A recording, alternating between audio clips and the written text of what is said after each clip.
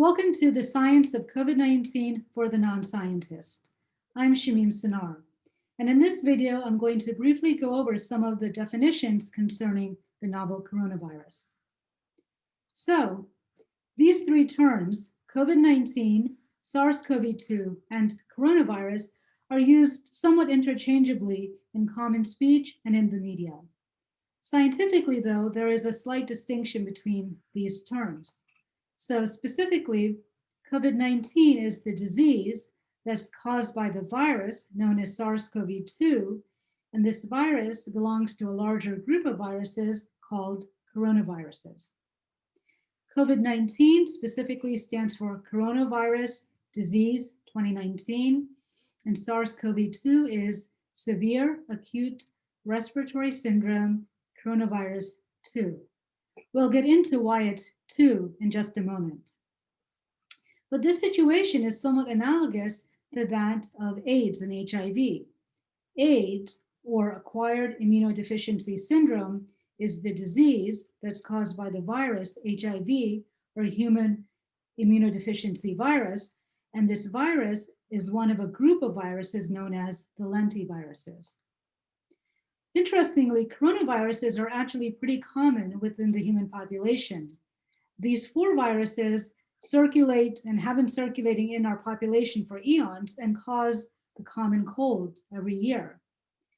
Now, as we're all aware, these are pretty mild viruses in the sense that they make us sick, we feel bad for a couple weeks perhaps, and then we recover, usually without any long-term consequences.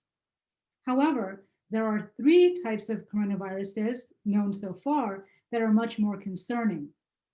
The first is SARS-CoV, which emerged in China from 2003. It seemed to jump from an animal host into the human population, and it caused severe acute respiratory syndrome, meaning that it was really bad, it happened fast, and you couldn't breathe. And this is essentially one of the symptoms of severe disease, is the inability to breathe. So the second similar type of virus emerged in 2012 in the Middle East and was named Middle East Respiratory Syndrome coronavirus. This was thought to have come into the human population from a camel source.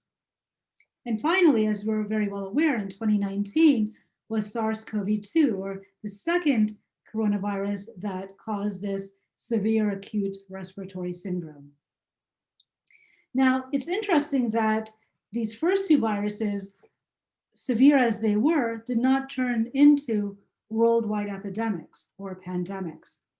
And intriguingly, it's probably because these first 2 viruses caused much more severe symptoms in people. So if people got sick, they weren't going out to the mall anymore, conversing with relatives, going to a restaurant, going to school. They were at home, really sick. They had a high chance of dying, unfortunately. And they were basically isolating because they were too sick to do anything else. And people knew they were sick and they stayed away, unless, of course, you were taking care of the person. Unfortunately, with SARS-CoV-2, a lot of people who get it don't feel sick or are very mildly sick and think they might just have a cold.